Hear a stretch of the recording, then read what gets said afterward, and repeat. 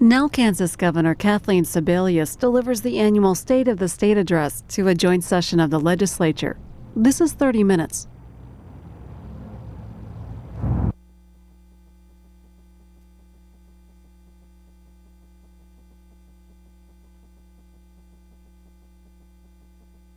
Mr. Speaker, Mr. President, Mr. Chief Justice, legislators, justices, cabinet officers, elected officials, leaders of Indian nations, honored guests, and my fellow Kansans, good evening.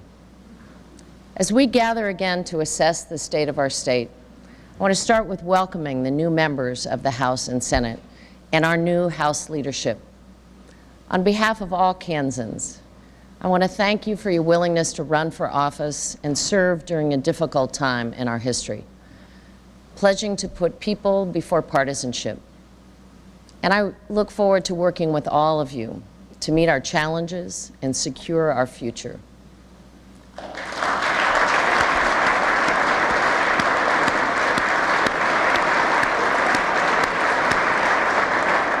And I want to welcome back the returning members of the Kansas legislature. I look forward to working with all of you once again. Many of you know better than anyone the challenges before us, and the heavy burdens can be lifted when all hands lift together.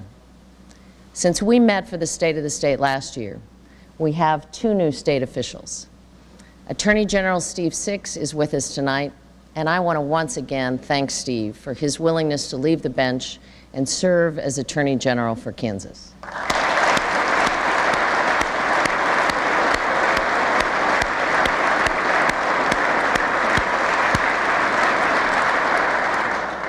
And while he's already had one shout out, also with us tonight is our new State Treasurer, Dennis McKinney, sworn in just 1 week ago.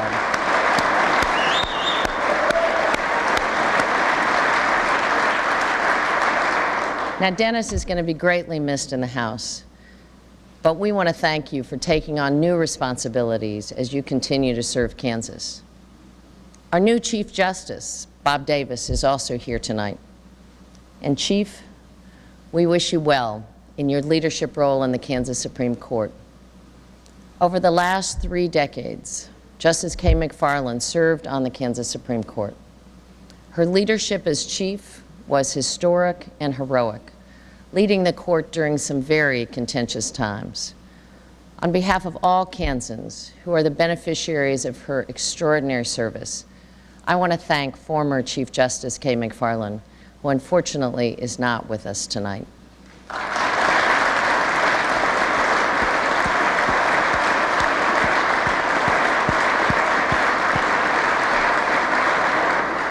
And while we're recognizing long service to the state of Kansas, I want to acknowledge the 3 leaders of great Kansas universities who are retiring at the end of this academic year.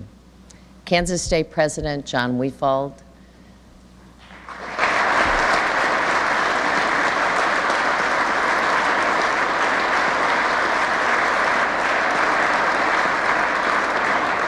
the University of Kansas Chancellor Robert Hemingway,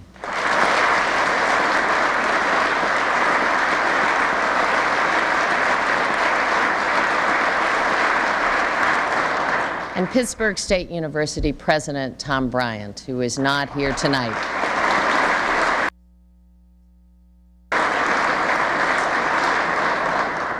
Our universities are one of our state's greatest assets.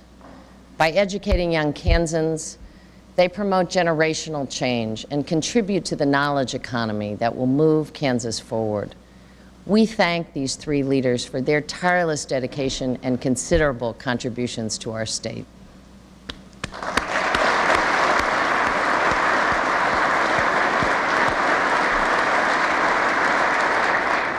Now, everyone I've recognized here tonight shares one thing.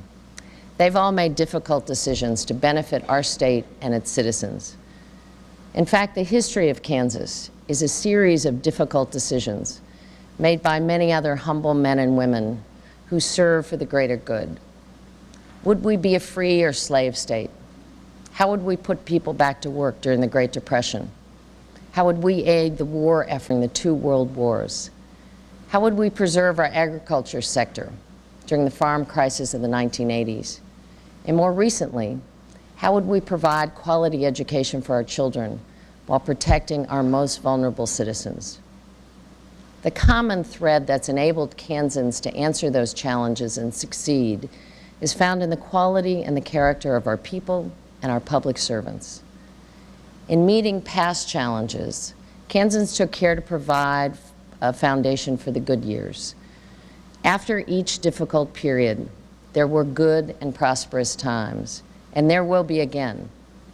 In fact, tonight, we can mark the beginning of a path toward better days.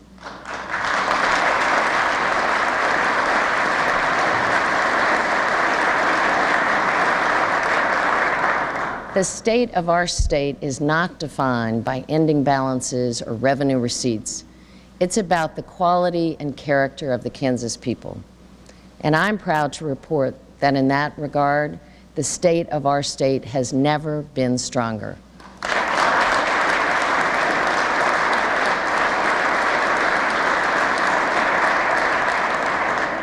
We meet at a time tonight when recession has hit every state, every community, and every American. We're experiencing a shared struggle that requires us to develop shared solutions. The steps we take now will help survive this economic crisis and create the foundation to move us ahead. Let us come together as we have in the past to find common ground and to work for the common good. Our focus tonight and over the next 90 legislative days should be on the people we serve. Our priorities to educate our children, to provide for public safety and protect health services for our neediest citizens, to spur economic recovery and job growth, to build the infrastructure to move our goods and workers from product to market, and to encourage innovation and research as the core elements of the knowledge economy. The revised 2009 and proposed 2010 budgets will be covered in detail beginning tomorrow and in the weeks to come. I'll present to the legislature budgets that balance without proposing new taxes for our citizens who are already struggling to make ends meet.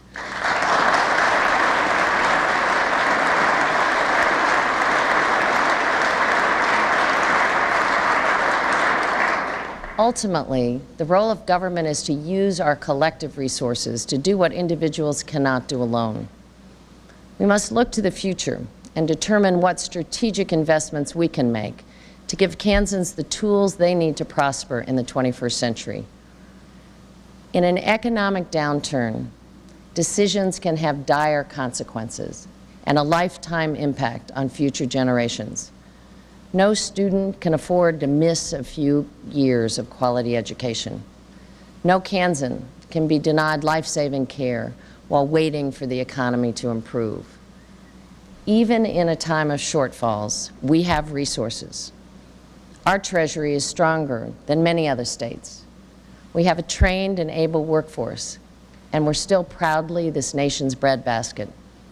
So when we ask ourselves if government has a positive contribution to make through use of these resources, the answer to that question is a resounding yes.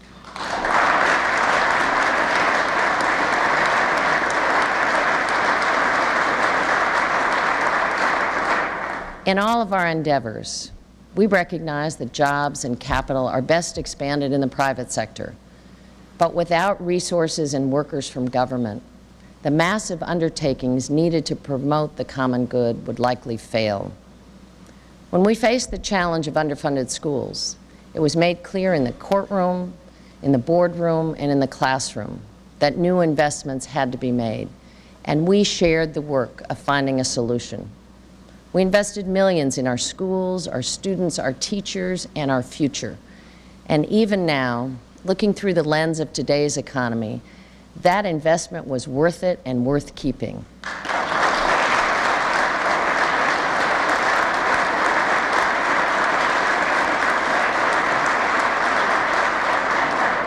Six years ago, we developed shared solutions when our prisons were crowded, beds were full, and staffing was short. We were faced with spending millions of dollars in new prisons to house the expanding population. Instead, we developed bipartisan legislation that resulted in treatment programs for nonviolent drug offenders and innovative and collaborative release efforts for inmates returning to their communities. So today, we have fewer inmates, less crime, lower recidivism rates, and more funds for other state needs. And the Kansas model is being replicated across the country.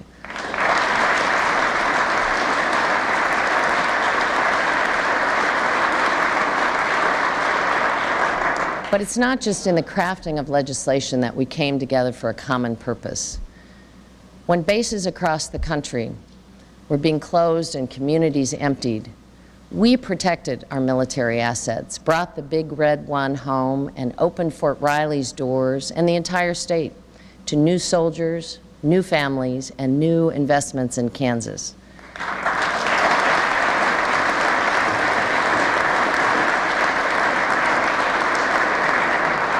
Working together across communities and universities, we made our case for the National Bio and Agri Defense Facility, and we're proud to be its future home.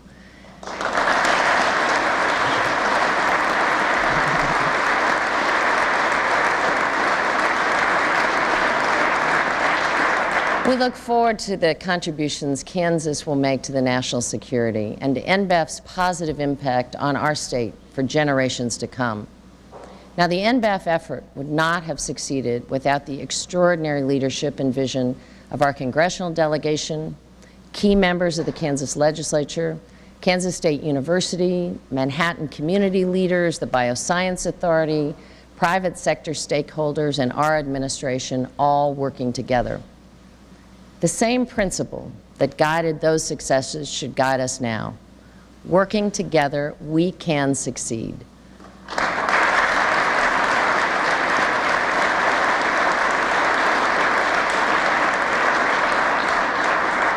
So let's commit ourselves to balancing the budget with common sense, strategic investments, and a commitment that we're all in this together. Every agency has a role to play and a contribution to make.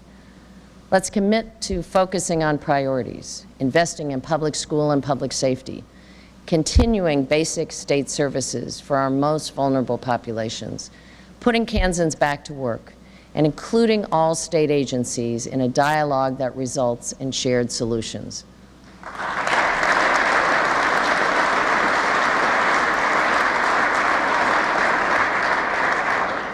My budget recommendations for 2009 and 2010 make significant reductions in most agencies while trying to protect essential services. The budget also eliminates programs, closes facilities, and freezes new hires. We're asking our state workforce once again to do more with less, and I'm confident they'll rise to meet the challenge. Yes, these are difficult times and we face difficult decisions, but by working in a bipartisan fashion, we'll once again find the answers to experience success. And while we address our problems as a unified state, I'll continue the dialogue with the new president and our congressional delegation about a stimulus package. But we shouldn't wait for or rely on Washington to solve our problems.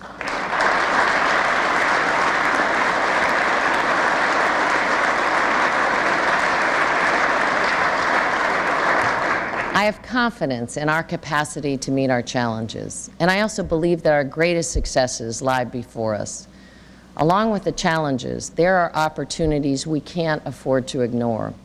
This is not the time to take our eye off the future. We must continue to look to the horizon for new opportunities. And already, we have several ongoing initiatives that can aid in our economic recovery. The Kansas Innovation Consortium is a group of business leaders representing our most promising economic growth sectors. They've come together to advise me and cabinet secretaries on the best use of government resources to continue to grow private industry. Yorgola, the CEO of Bear Animal Health, who helped lead the effort to brand an animal health corridor from Manhattan, Kansas to Springfield, Missouri, and to promote our NBAF success, is leading this strategic effort. Seizing the opportunities to create and stimulate our economy is important to our state's recovery, and transportation is a critical component of both. T-Link, the task force led by Tim Rogers from the Salina Airport Authority, and our Transportation Secretary, Deb Miller, will soon complete their work and recommend new approaches for transportation, new collaborative partnerships, and new funding formulas. Their effort will provide the future for transportation strategies in Kansas. Jack Pelton, Chairman, President, and CEO of Cessna Aircraft, is leading our statewide dialogue to develop a plan for reduced greenhouse gas emissions while Kansans continue to thrive. KEEP, the Kansas Energy and Environmental Policy Advisory Group, will give us the strategic framework to make good decisions about growth and environmental impact in the future. None of these initiatives cost state dollars, and in each endeavor, we've tapped the best of Kansas, the ingenuity and innovation of our private sector leaders who give their time so Kansas can grow and prosper.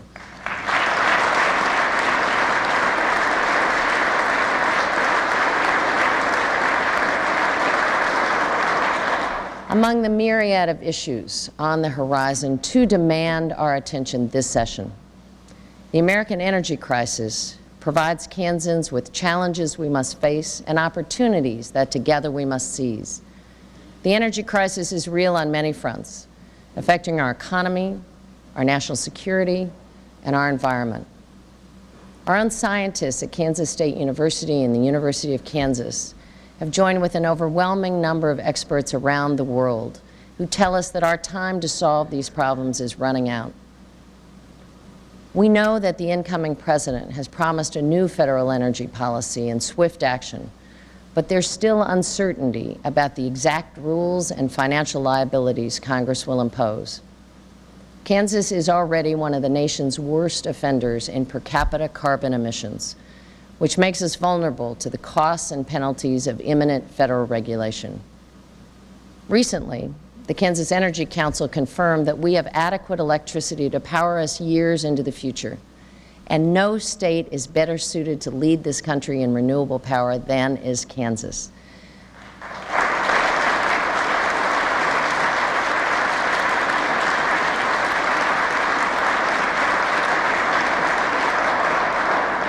To do so, we must harness all the energy that we can from our wind, and we've already made significant progress.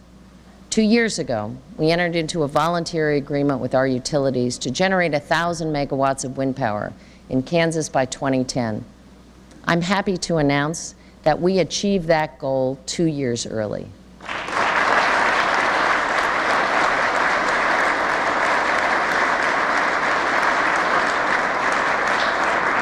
But we've just scratched the surface. The time will come when we reach our potential of 10,000 megawatts of wind from the prairies across Kansas, power used both here in our state and exported to supply the country with clean, renewable power. In fulfilling our potential, we can attract billions of investment dollars for both transmission lines and the wind farms. We can create thousands of new jobs. And Kansas landowners will see the benefit of millions of dollars of lease payments for their wind. Now, just as Dwight Eisenhower led the effort to develop an interstate highway system to move goods and people across the country, Kansas can lead in the development of an interstate transmission system to move power to market. I'm committed to work with the Kansas Corporation Commission to bring the competing companies together to reach a compromise on building transmission lines in Kansas.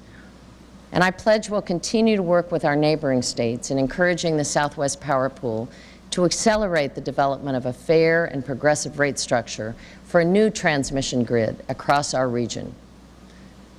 But the cleanest and cheapest energy is energy we don't use in the first place.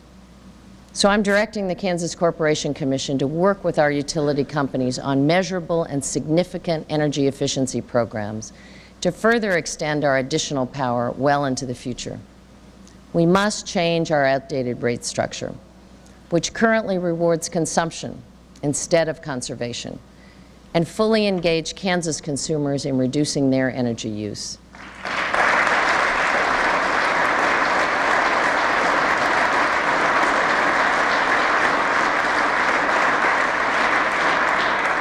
And I asked the Kansas legislature to work with me on a green energy proposal which has already been endorsed by 2 of our major utilities and includes net metering, new building codes, and statutory goals for renewable energy in Kansas. This legislation will send a clear signal to private investors and renewable manufacturers that Kansas is embracing a clean energy future and will help spur investment and innovation in our state.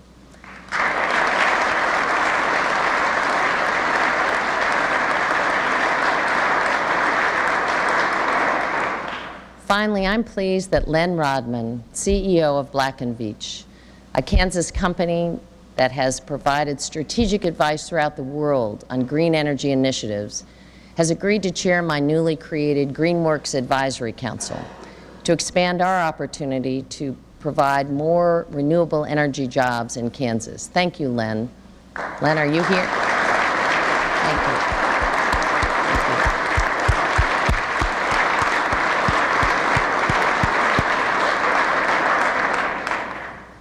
With all of us working together, we can and will seize this opportunity. Kansas will become a hub of wind power, a heartland center for green industries, and we will lead the country and the world out of the energy crisis we face.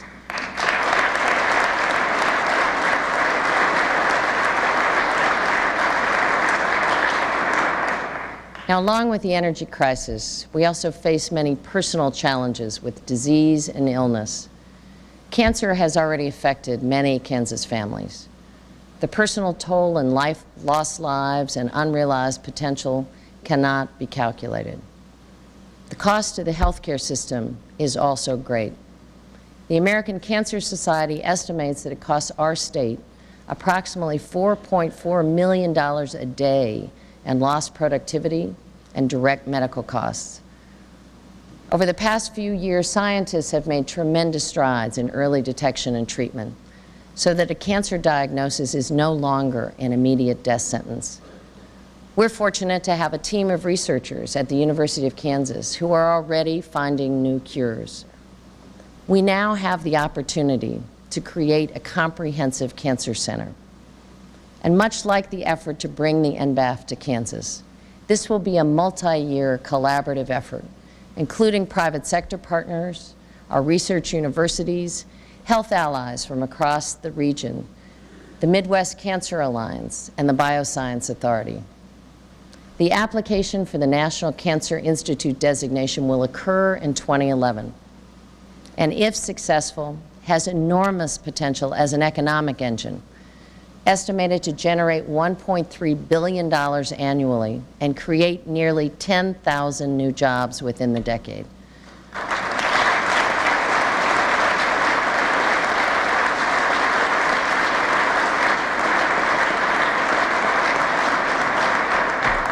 Just as important, Kansans won't have to travel out of state for cancer care, and our state will contribute to the national goal of finding cures in our lifetime.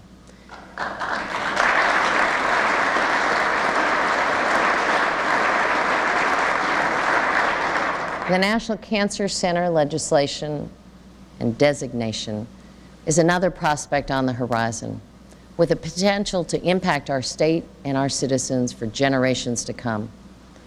These major opportunities to create jobs and expand our economy are part of a long-term strategy to continue progress in Kansas. We have to keep them in the forefront as we craft short-term budget solutions. The role Kansas can play in addressing major issues confronting our state, our nation, and our world can be significant. The promise of our future must not be forgotten in the problems of the moment.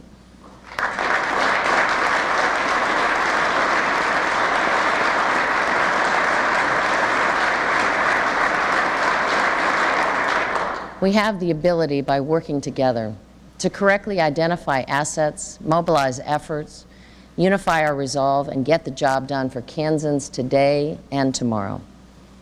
Our state's motto is as true today as it was in 1861. We will overcome our difficulties. We will reach the stars yet again, and there will be a better day.